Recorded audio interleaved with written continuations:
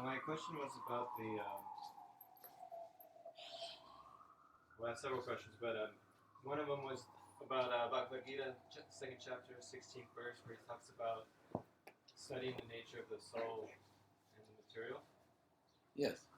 So then, regarding that, how do we go about studying the soul? How do you study the soul? And is the only means the only means the Maha Mantra? And how do we understand that the soul we're constant, or something that's constant, and not we don't have infinite variety like? Oh, turn that light on. It's the second button. Yeah, and actually in that lamp. Arriba. As far as studying the soul, many wisdom traditions in the world understand the soul. It's the same basic knowledge. Krishna says in Bhagavad Gita that knowledge comes from goodness. ¿Entiendes? You understand. So if I know he doesn't understand. So if you so people all anywhere in the world, people who are in the mode of goodness understand the soul. Basically, there's a soul, eternal soul in the body. The way you study it, you can read books of wisdom, or you have to become practically self-realized by Bhakti Yoga. It's simple. So are there multiple characteristics of the soul? Because somebody might interpret. Satchidananda, the soul is eternal, full of knowledge and bliss, and judging from the Hare Krishna movement, has a very good appetite. Siempre con hambre. Como se ve en el movimiento.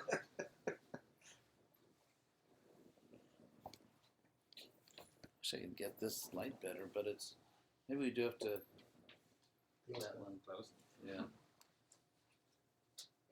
And so the idea is, because it mentions the soul is constant, does the soul have infinite variety? Well, every soul is individual. Every person is themselves. Does that mean that every person is always the same? Well, you are you. I mean, who else would you be? You can grow, but it's you. Obviously, we all have different characters. It's not that complicated. It's pretty simple, really. I mean, all of us, for example, sometimes we listen to music, sometimes we hear philosophy, sometimes we eat, we laugh. I mean, that's what it means to be a person. But everyone has their own unique personality. And within that personality, there's growth. That's why you're practicing Bhakti Yoga, isn't it? Of course. So then the idea, because sometimes it's said that we each have our own sarup, and in that sarup, then we're eternally serving Krishna in this way. But even if we're serving Krishna in that way can still develop into other ways of service, just like we can serve. You mean rasas? Sure. Well, basically, you are who you are, and everyone's satisfied. You get to choose.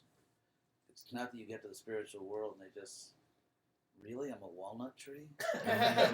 Forever? It's not like that. The whole point of spiritual life is free will. So it's not that you're forced to do something. Everyone just serves Krishna according to their own natural desire.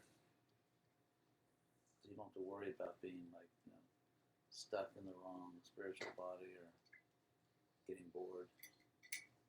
They've already figured those things out.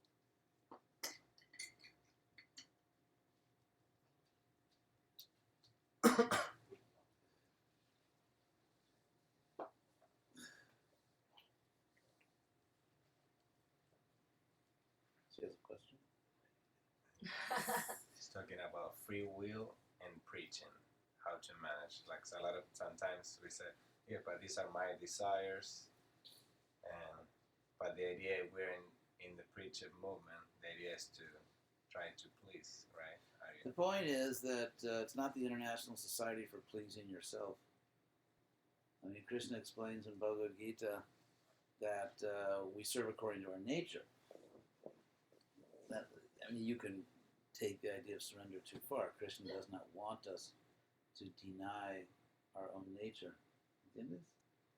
Krishna no quiere que nieguemos nuestra naturaleza. Cuando neguemos Krishna, todo el mundo es quien es. So Krishna, but at the same time, serving Krishna according to our natural propensity, we do whatever works. We do whatever works. The whole point of the Sankirtan movement is not for everyone to satisfy their deep-rooted desire to be ethnically Indian. The purpose of the Sankirtan movement is to attract people, to make them feel comfortable with Krishna consciousness. So, as far as what pleases a guru, ultimately, any guru that has any advancement in Krishna consciousness, they can only want two things. One thing is that the disciple be strong in Krishna consciousness, and the other thing is that the movement spread. And what else is there to desire? Who in the world cares? Prabhupada said, for example, we don't care about dress. Dress is a dead thing. Who cares about dead things? It's just, get over it. It's cotton. We care about consciousness. We want to see people becoming Krishna conscious, and we want to be Krishna conscious. How could anyone be so trivial as to care about anything else? It's clearly stated that the purpose of all the rules and regulations is to think of Krishna. There's no other purpose. There's no rule that has any value by itself. We don't follow any rule just because we like rules. The whole point is to be Krishna conscious. So if someone is Krishna conscious and they're helping other people to be Krishna conscious, then whatever they're doing is perfect. And anything else is just missing the point.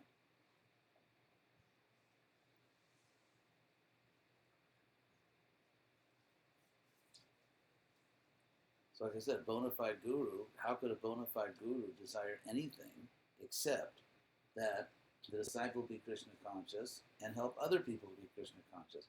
What else would you want from a disciple?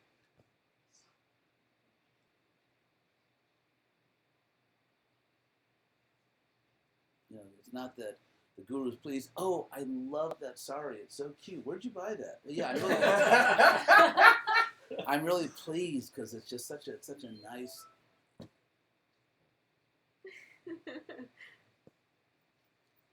Even that famous story that gets recycled endlessly, how Prabhupada, had some of his disciples in San Francisco women dressed in sari. That's because he wanted them to be dressed.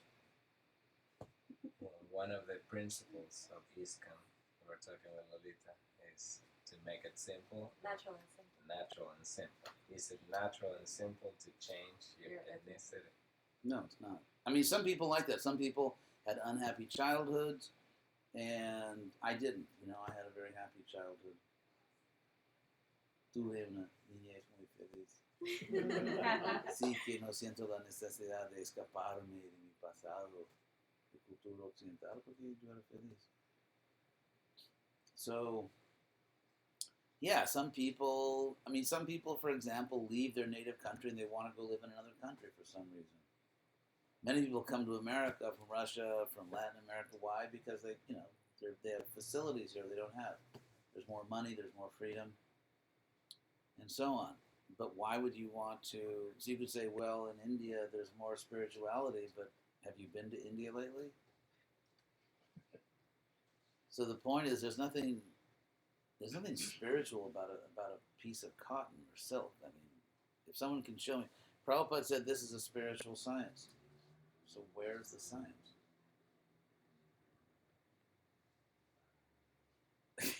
Si no entiendes algo, grita. ¿Podría empezar desde el principio, señora? ¿Qué? ¿Podría empezar desde el inicio entonces?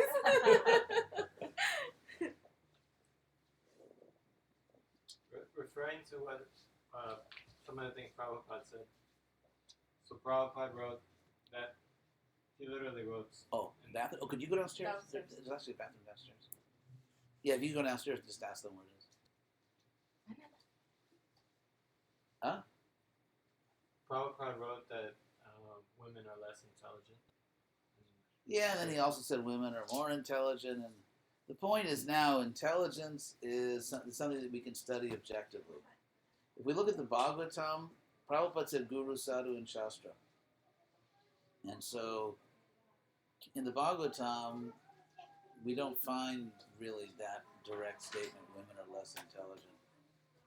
And so Prabhupada taught us to follow Guru, Sadhu, and Shastra. And so that's what I do, because someone says, well, we should take everything Prabhupada said as true. So do you take as true when Prabhupada said we should follow Guru, Sadhu, and Shastra? Prabhupada said that the Guru speaks infallibly when the Guru is speaking from Shastra. It's repeating what Krishna said. Then the Guru is speaking infallibly. So as far as the relative intelligence, what actual studies show, modern science, what it actually shows is that the most intelligent people and the most stupid people tend to be men, and women tend to be in the middle. I mean, obviously there's some very intelligent women, and there's some very stupid women, as we know. Same thing with men. So, but we judge everyone by their ability. If someone comes to Krishna consciousness, Prabhupada, as Krishna says over and over again in the Bhagavad Gita, they should serve according to their own nature. So we don't treat people as categories, we treat them as people, as persons. So any particular individual has a God-given right to serve Krishna according to their own ability. In fact, Krishna says if you don't serve according to your own nature, it's very dangerous. And so if we don't allow someone to serve Krishna according to their actual ability, we are endangering their spiritual life in the name of protecting them. It's a very clumsy, foolish attempt to protect when you're actually putting someone in spiritual danger by not allowing them to serve according to their ability. So what was Prabhupada's purpose Prabhupada, I think there's a philosophical mistake that devotees make. And the mistake is between being a conditioned soul, which is our jargon, being a conditioned soul and being conditioned by your external culture. Prabhupada was not a conditioned soul, because to be a conditioned soul means you have material desires, lust, greed, or mental speculation. That's what it means to be a conditioned soul. But a pure devotee is still conditioned by his or her culture. For example, Prabhupada spoke English in a certain way. Why? Because that's the culture he came from. Or for example, Prabhupada says in the Bhagavad Gita purport that the hottest months of the year are May and June, which is true in India. It's certainly not true in the southern hemisphere, because those are the two of the coldest months of the year.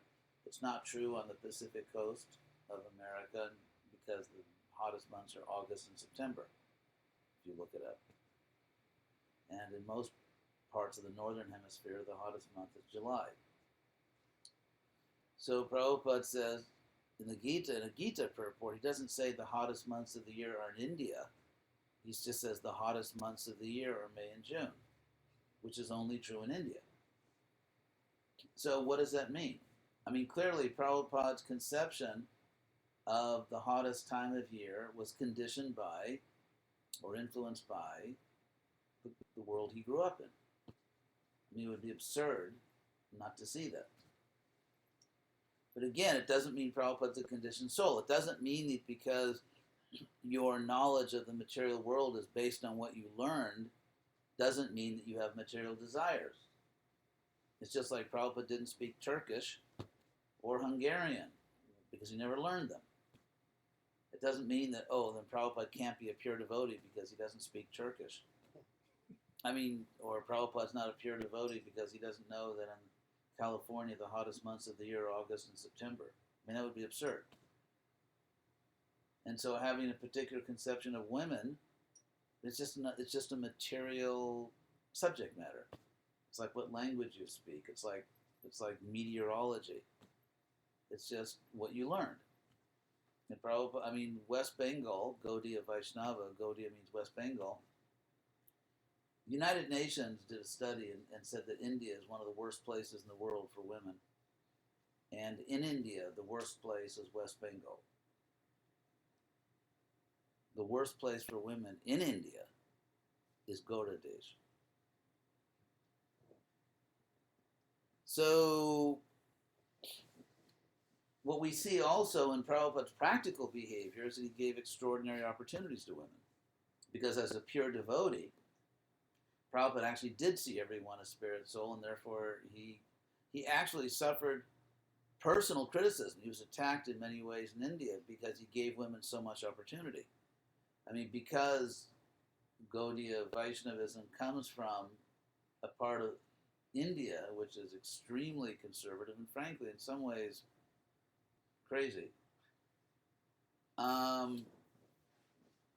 Therefore, there's a tendency for this extreme conservatism, which Prabhupada rejected. Prabhupada was very revolutionary, even in the way he treated women. And so sometimes he made some statements based on the culture he grew up in. So I don't take those statements. I mean, as far as the intelligence of women, it's very easy to find out. Just give everybody a test, and you'll find out what their intelligence is. And as far as say spiritual intelligence, understanding you're not your body, I mean, men don't tend to paint their toenails. But on the other hand, well, but on the other hand, men in their own way can be complete idiots, and completely attached to all kinds of things. So I think what we really need to do is treat everyone as an individual, treat everyone as an individual person, and just see what their abilities are. And actually, why not trust nature? My experience is, having dealt with thousands of men and women for a very long time, is that if you just treat everybody with respect and encourage them to serve Krishna according to their own nature, then everything ends up in the right place. I don't think ISKCON has been invaded by all these aggressive Amazon women who are trying to take over ISKCON. I mean, I don't think that's not really what's going on. And so if you just treat women with respect and let them do the service they want, they'll end up doing a service that's natural for them. So why not? I mean, why be afraid to let nature take its course? Yes? It's in the same topic, but kind of off to the side a little bit. Go ahead. So And run. if you have an ability that you would like to bring to the table, but it doesn't quite fit in the framework, because right now we have conventional means of distributing stuff, and So it's what? Give me an example of an Okay. idea. archaic forms. Like book distribution to me is archaic. It's like I I guess. think if Prabhupada was alive today, he wouldn't be doing book distribution. He'd be doing it in a completely different manner, because he seemed to use what was. And I think that's the problem that I see right now, is that when he was alive, he used what he had, and that was what was there. But now we have the internet, we have all these different ways. Oh, absolutely. But you have that freedom. I mean, ISKCON is not a totalitarian state. Some leaders think it is. Yeah. Some leaders think you can't breathe without their permission. But that's not actually the fact. I mean, you see, I explained in my paper on the GBC that there are, oh my God, I look like I weigh 300 pounds. I'm going to have to adjust the camera somehow. You know how vain gurus are. So, okay. I look like a smiling Buddha.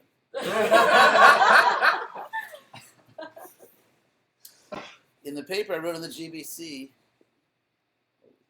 there are two models. There are two models for society that I explain. I mean, there are obviously more than two, but one is the totalitarian model used by the fascists and Bolsheviks and other popular regimes, and that is that basically the state has all the power, and you can't do anything unless they give you permission, which is absolutely not what Prabhupada wanted. He probably hated that. Prabhupada was not an anarchist, but what Prabhupada wanted is that basically it's just like in America. There are certain laws, and if you follow the laws, you can do whatever you want. So the model that Prabhupada wanted was that ISKCON has reasonable laws, not fascist laws, reasonable laws, and if you're a good citizen of ISKCON, you can do whatever you want. You can do whatever you want. And so That's what we need. That's the kind of creativity and entrepreneurial spirit, innovation that we need. If you look at the Soviet Union, when the Soviet Union collapsed, and then you had Russia, and they said, okay, you're free now, and what do we do? So then it's like it just created this vacuum that sucked in Putin. I mean, that's actually what happened. I remember very well that you had, what's his name, no, the one who was never sober. What? Yeah, Yeltsin. Yeah. So, a nice guy, but just never really sober. I remember he made a state visit to England, to Britain, and he was so drunk he actually couldn't get off the plane. So they had to cancel the visit and just flew back to Russia. But nice guy, just had a drinking problem. So, but I remember back then that with the collapse of the Soviet Union, there was a period, which didn't last too long, but there was a period when people had a lot of freedom, and not many people knew what to do. And so when some big, strong leader came, they just, a lot of people, that's what they wanted. So, I mean, to some extent, ISKCON is like that. I think for so long, we've had this overbearing leadership style, not everywhere, but in a lot of places, sort of this totalitarian, dictatorial leadership style, which basically comes when people that have material desires, conditioned souls, sort of in the name of Vedic culture, they just want to tell everybody else what to do. And so the result of that is that you get a low level of creativity, so that everyone does the same thing. Like, for example, when devotee sold incense, everyone sells incense, and then it was what's the thing now they do? So it's like you go to American temples, they do two things: either they preach to Hindus and collect donations, or they go to yoga schools, and that's about it. I mean, I don't even know if the Hare Krishna movement is aware there's actually a world out there outside of yoga schools and Hindu neighborhoods.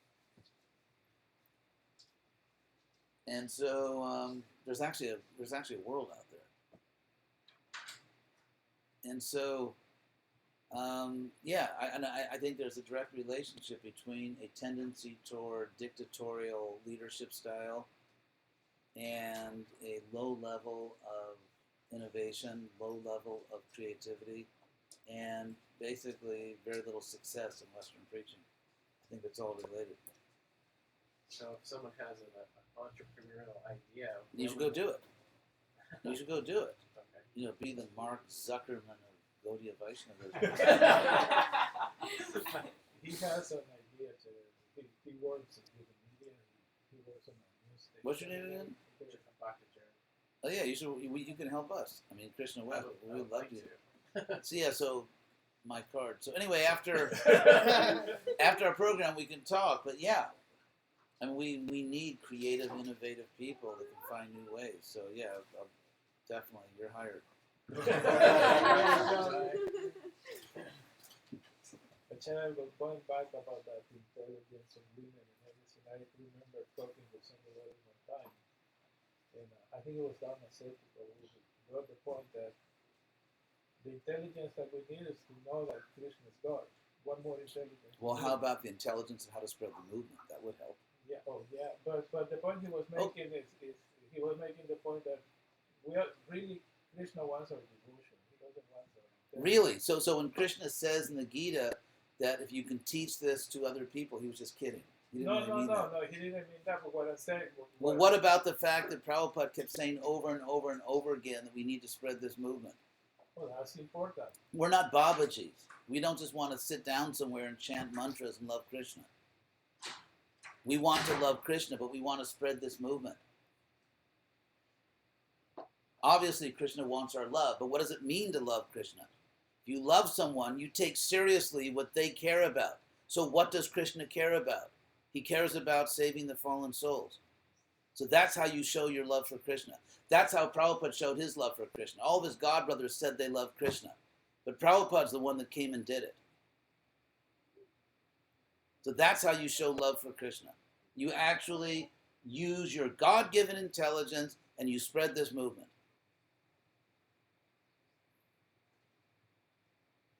So let's see who loves Krishna. You know, they say if everything else fails, read the instructions. You know, it's right there in the Bhagavad Gita. Krishna says, Yaidang Paramanguyam, but one who will actually teach this knowledge. That's the one who's dear to me. Prabhupada said, you know, we should be lambs at home and lion on the chase. Now we have devotees that are lions at home and lambs on the chase. So that's Prabhupada. That's Prabhupada. Prabhupada gave his life traveling around the world, saving people, spreading his movement.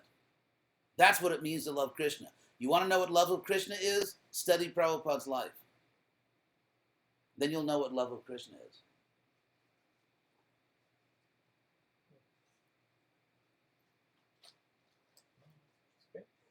Yeah, I think it's okay. No, ¿Entendiste? Pobrecita. Yo dije que él dijo que lo importante es amar a Krishna. Y dije de mi manera tan humilde y suave que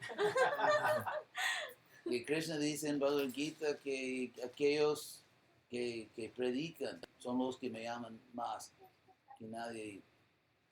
Y podemos estudiar la vida de Prabhupada, que Prabhupada dio su vida viajando constantemente, predicando, expandiendo su misión. Eso es amor por Krishna.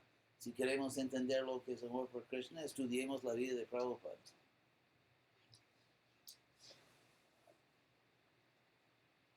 So someone who lives in a temple that hasn't grown in 40 years, it's probably smaller now than it was 40 years ago. I mean, what are they going to tell us about the Sankirtan movement?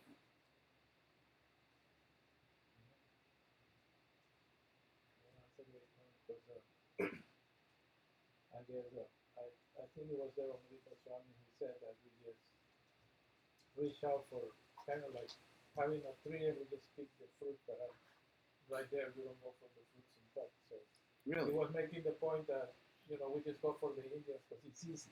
We just go for the easy way. Yeah, that's what Prabhupada said. Yeah, lazy. And Lazy, unintelligent. Prabhupada said that for this movement to succeed, we have to attract intelligent people. And that's not always the easiest thing, but it's strategic and it's necessary. So what if the low-hanging fruit, they're just people who are not going to do very much for this movement? So what are you going to do with all your fruits then? You have to see the nutritional value of the fruit you're picking.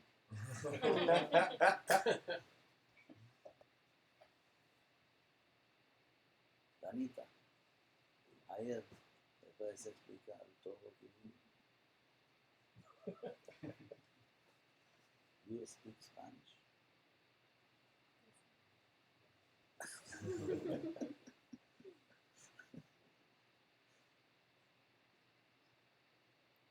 Es por eso que el movimiento está caído. Oh, English. That's why. I mean, Mark and Day and Lalita, they went to Tijuana. Now their programs are preaching. That's love. That's love of Krishna. Not sitting around while the world goes to hell. Just heroically preaching to people who are already convinced.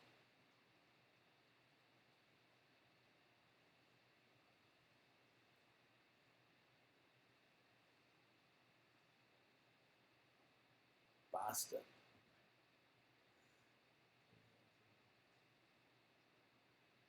Anything else? Are we going to? Yes. Back to the idea of the women and being conditioned.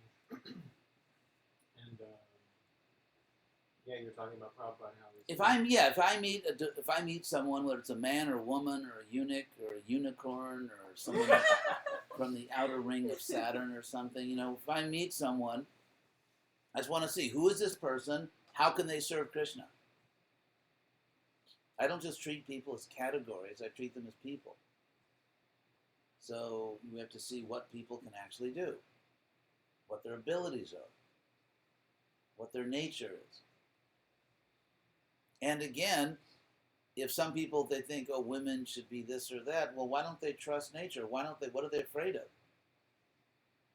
Because if we put men or women in artificial positions, they won't last, right? Because you can't stay in an artificial position.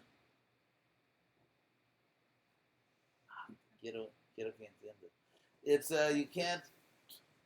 you can't remain in an artificial position. So if someone actually believes that women are incapable of doing these services, why not, then the best strategy would be let them do it, because then they'll fail and then you'll prove your point. So what are you afraid of? If women are unable to be gurus, if women are unable to be leaders, then the best way that you can prove your point is let them try. So how do we? Because there's only two possibilities. Number one, they succeed. Number two, they fail.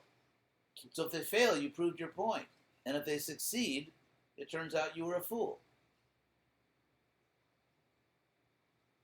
So all these people that want to keep women down, what are they afraid of?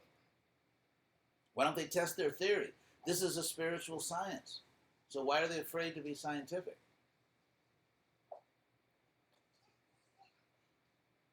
So how do we? So when the Bhagavad Gita says that Shudras or Vaishyas are prone to ignorance, but yet also explains how anybody in these classes can.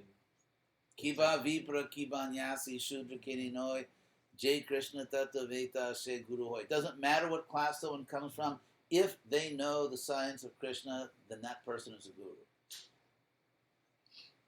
So then what if someone is in this class, but they still have these tendencies to be in these lower modes? Well, obviously someone in lower mode shouldn't be a guru. Common sense. Not necessarily they want to be a guru, but maybe they just... Everyone should serve according to their nature. It's very simple. Everyone serves according to their nature. It's very simple. We don't have to complicate something which is simple. The purpose of philosophy is not to make the simple complicated. It's to make the complicated simple.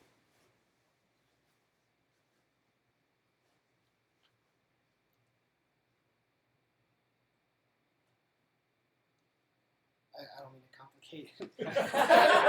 Are you referring to like the to a diksha guru, somebody like initiating guru? No, I was just referring to anybody in general. Everyone in general should serve according to their nature. That's what Krishna teaches. It's very simple. So whatever someone can do, that's what they can do.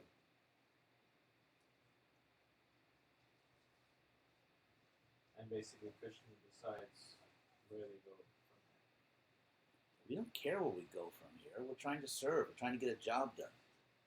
So if someone's still worried about where they go, then that means they don't understand Krishna consciousness. I'll tell you where we're trying to go. We're trying to go to a successful Hare Krishna movement. That's where we're trying to go. That's what it means to be a devotee. You try to spread this movement. Prabhupada said very clearly what his desire is. Krishna said very clearly what his desire is. So why are we worried about so many things and not about what they actually want?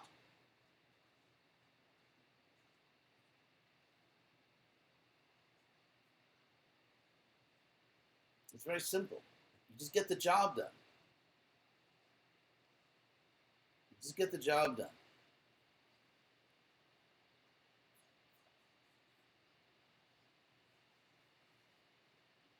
Se cumple el trabajo.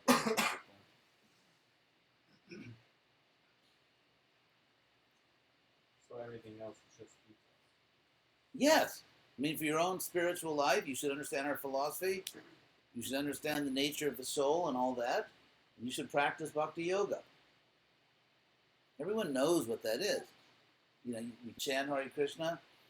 We study Shastra. It's very simple. We have a simple spiritual life. And apart from that, as far as what we do in the world, the whole point is to spread this movement, to help other people. You keep yourself strong and you help other people. It's very simple. And everyone should come forward and work according to their own ability. We don't need a suffocating, totalitarian leadership culture. which frankly, Prabhupada came to start a Brahmin society, not a Shudra society. And so it doesn't help to have leaders that treat people like Shudras just so they can lord it over everybody in the name of Vedic culture. In the name of Parampara, they just turn Brahmins into Shudras. Not applying time, place, and circumstance. What's that? Not applying. Yes. The probably if you study all human institutions, whether religious, political, cultural, military, educational, probably there's no human institution which has consistently produced as much hypocrisy in human history as religious institutions.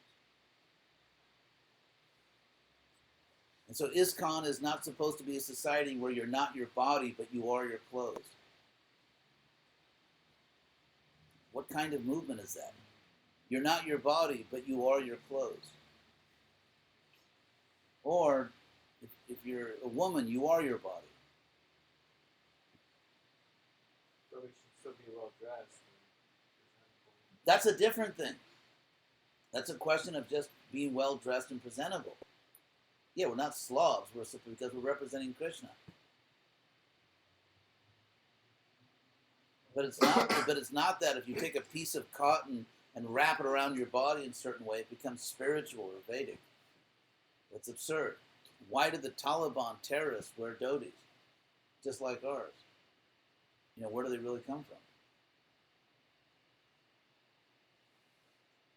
It's one thing for Krishna's service to be a lady or a gentleman, to be chaste. That's one thing.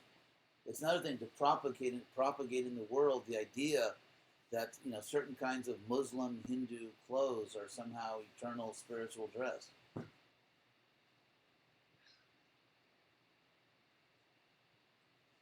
And to just convince most of the Western world that we're a little crazy.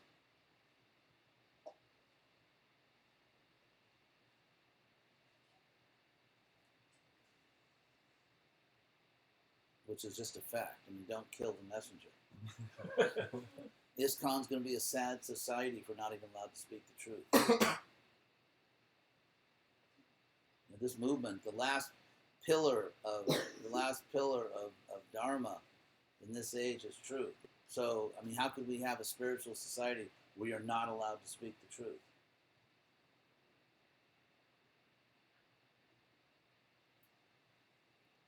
And where we care much more than ordinary people about external things like clothes and what kind of body you have. Oh my God, that's a female body. Or you're not dressed, you're not wearing Indian clothes. How much intelligence does it take to see that there's something wrong with this picture? That we're supposed to be teaching the world we're not the body, and yet few societies in this country are as concerned with what kind of body you have and how you dress your body. And yet we're the people who are supposed to be teaching that you're not your body.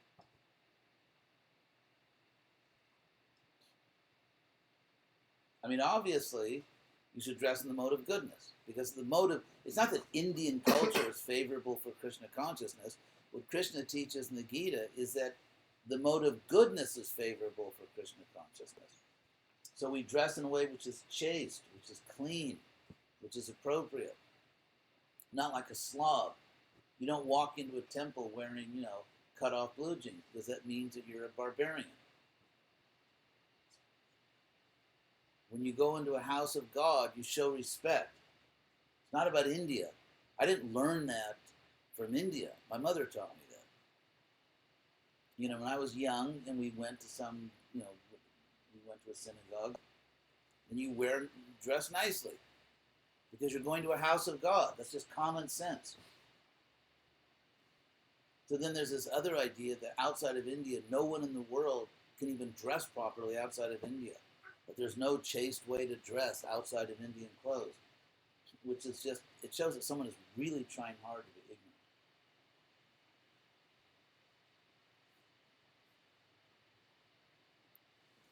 What we actually find is that there are three modes of nature everywhere. In India, some people are chaste and some people are very unchaste. And the same is true everywhere else in the world. Prabhupada said it's not a question of East and West. Prostitutes wear saris in India, by the way.